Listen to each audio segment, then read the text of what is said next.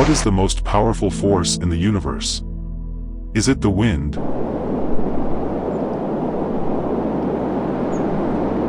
The sea?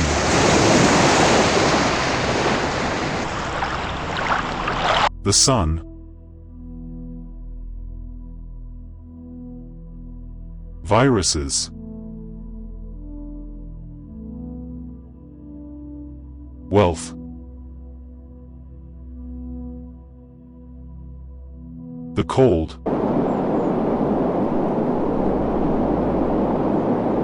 The storm?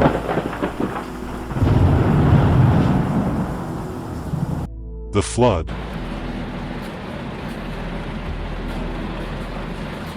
The comet?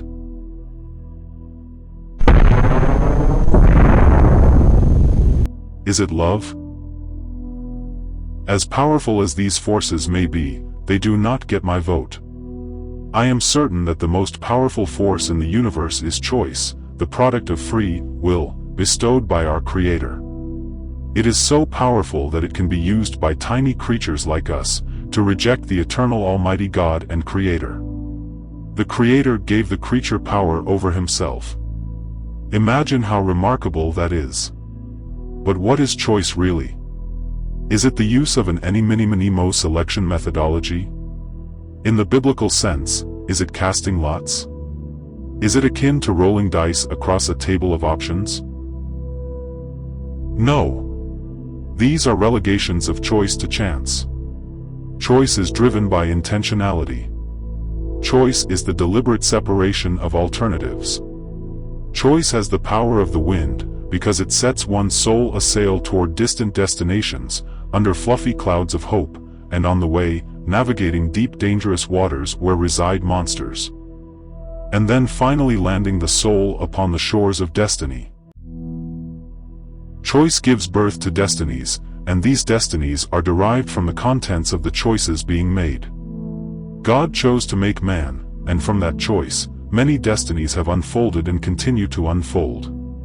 Sodom and Gomorrah chose to defy God, and that choice led to their hot, smoldering destiny. What we choose tells the world who we are. What we choose determines who we will become, because choice is the determinant factor of futures. It shatters crystal dreams with the hammer of definite consequences. What we have chosen clearly explains our past, while affixing to us a particular future. Choice can be the delicate open hand of blessing, or it can be the iron fist of curse. Choice is a gift from God. In loving benefaction, He made us free because the freedom to choose is the truest expression of love. To be loved is to be chosen, and He wants us to choose Him. There is no real love in the predilections of automatons. God sets choices before us that lead us down predetermined paths, and He affixes to each path promises of ill, or promises of blessing. We possess a fearful and awesome power in choice, a power that destroys worlds, and a power that builds empires. A power to ruin and defile, or a power to generate beauty. A story of the devastating consequences of wrong choices is found in the Bible in 2 Samuel 24, verses 12 through 14. In prior verses we read about the first wrong choice David made, and that was to exalt himself instead of God. That choice led him down an immutable path to a consequential set of second choices. Verse 12. Go and say to David, Thus says the Lord, 3 things I offer you. Choose one of them, that I may do it to you. So Gad came to David and told him, and said to him, Shall 3 years of famine come to you in your land? Or will you flee 3 months before your foes while they pursue you? Or shall there be 3 days pestilence in your land? Now consider, and decide what answer I shall return to him who sent me. Then David said to Gad, I am in great distress. Let us fall into the hand of the Lord, for his mercy is great, but let me not fall into the hand of man.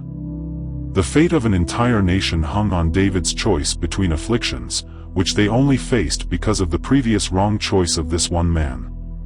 God assembled for David a choice of lesser evils from which there was no escape.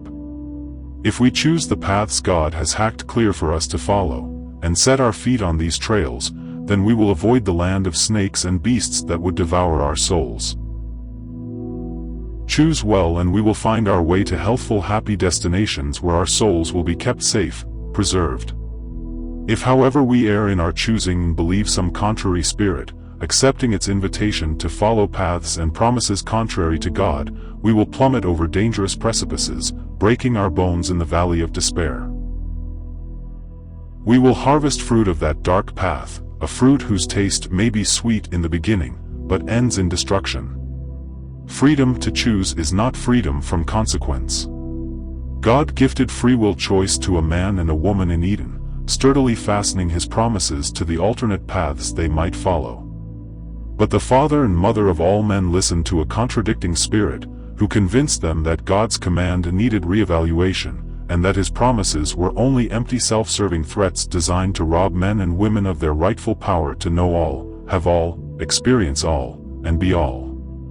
They were duped into believing they could rise to godhood and worship only themselves.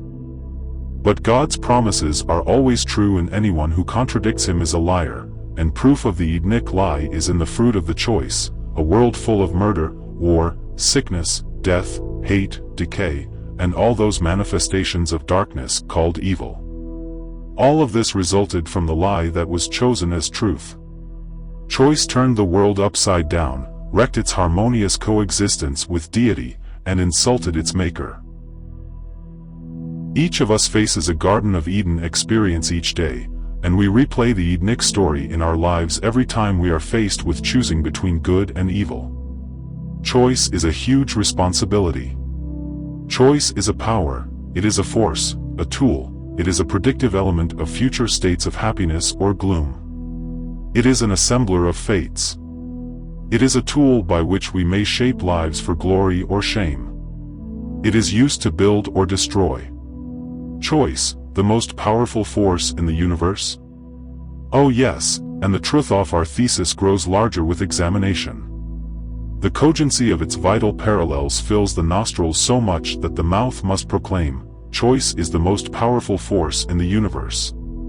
Yet this truth is often not regarded, or handled with care. To control choice, weaponize it and wield it with success, you must prepare yourself by equipping your mind with knowledge, wisdom, discernment, judgment, and all those wholesome virtues that train us to choose high and healthy alternatives that lead to life, that lead to happiness, that lead to Him. Sometimes we make one big choice that sends us careening down a path to a connected destination. But most often it is micro-choosing, the cumulative effect of many small choices, that inch us toward a destiny. Micro-choices are often of the determinate moral sorts, which determine who we are, and where we are going. Choice is made moment to moment, turn left or turn right. Obey the speed limit, or not. Say a kind word, or curse. Make war or peace. Stay up late, or rest properly. Get up early, or sleep in. Give, or take. Take a risk, or play it safe. Build up, or tear down. Moment by moment we exercise this awesome power with little awareness how this small rudder changes the course of our large vessel of existence. Choice can be a trickster. Sometimes we make wrong choices, but we are not harmed by them. However, it is that same good fortune that can trick us, lull us to sleep, and encourage us to continue down a dangerous path again and again, until the giant troll of consequences awakens and demands his price. If a young lady chooses to engage in unprotected sex, and by chance, does not get pregnant, it will be easy for her to take that chance again and again until one day the jaws of the trap snap shut, and she finds herself with child wondering how she could have been so careless with choice. One may load a single bullet into a revolver, spin the chamber, and then placing the barrel against the temple pull the trigger to be greeted by a benign click. Having escaped the loud consequences of this dangerous game once, it might be easy to spin and pull again. But repeated enough times, the gun will finally bellow its loud report and the bloody consequences will reign. Choose to dance with the deadly consequences of chance and you might never escape her embrace.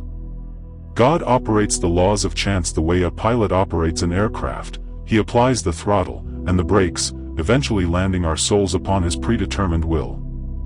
I am who I am because of the sum total of the choices I have made. All of these choices have been collected into a great mixing bowl and poured out into what might be called the current state of my life. If I choose well among the great spiritual and moral paths, I will preserve my soul and reserve it for eternal bliss. God gave us choice so that we might glorify Him. Glorification is produced by free will selection, choice, for glorification cannot be bestowed by a biological robot that follows obligatory commands. God is glorified when we love Him by choice, and He is brought joy, just like any father, when the child freely honors and obeys Him. All choices gratify, but immediate gratification is often the product of wrong choices, whereas right choices tend more toward gratification delayed. All choices lead to a mixture of benefit and loss, so choosing is not always easy. To become skilled with choice, you must take on the right equipment to help you discern the benefits that matter eternally. But if we think with our emotions and desires, if we rule our own lives without divine input, we are apt to slide into the abyss of immediate gratification and the dark space of eternal loss. With limited sight, we are easily blinded to the future and especially eternity. Only with an eternal point of view, and awareness of the spiritual and physical realities of the universe, can we choose well in the moment. Embedded in choice is a deeper meaning than the substance of what is chosen. Choice is a weapon because through it wars may be started. It is medicine because by it, souls may be healed. It is a fortress because through it we can build up walls of protection for our lives. Yet choice is a battering ram that might destroy the good things we've built up. Choice is a mystery because it can connect us to the spiritual world. It is a miracle because it can elicit the power of God to change the course of events. It is a vehicle that might transport us to destinations known or unknown. It is a womb that gives birth to new realities. It is an executioner that lobs off the heads of the stubborn, rebellious, disobedient, and proud. Choice is a benevolent benefactor that endows us with wealth and power. It is a fountain of youth that leads to healthy habits that delay aging. Choice is your friend, or choice is your foe. It is your protector, or your assailant. Choice is also your warden to lock you away in pain and suffering for following the wrong path. No bomb or weapon is greater than choice because it is what gave birth to them, and choice determines their use. God gave men power to choose. And chiefly, what is it that man is to choose? He is to choose between good and evil. He is to choose his eternal destiny through macro and micro choices made each day. God invites him to choose a purchased salvation and adoption into God's family. In this life we are all being tested, and our graduate exam is choice. It will determine whether we graduate into bliss or a state of hyper-suffering. We all must choose whether we believe there is a heaven and hell, a dimension of invisible territories that we will be transported to when the invisible us is separated from the physical us by death. There is no more weighty choice than this. Choice regulates the speed and direction of our lives and the altitude of our achievements. It foists us to one side or the other of the spiritual divide of light and darkness. We are but mortal beings, physical stuff, made of the same dust we breathe, confined to space and time, subject to decline and decay. Entropy rules us. But there is more to us than the grit and grime that makes up our bodies. We were made by spirit, we were made for spirit, and in us dwells a spirit that puts us in contact with the God of spirit. The God of eternity breathed into us an eternal substance that is traveling toward an eternal destiny through the door of choice. We are to choose life and light, for He created both, and He gave His Son to certify His choice to love us. Choice closes various circuits between the physical and spiritual dimensions in order that power might flow from the invisible world into the physical. Choice gives permission to dimensional beings to interact with your reality, your mind, and your humanity. Choice dwarfs the mushroom clouds of hydrogen blasts. And all of us have our fingers on the triggers.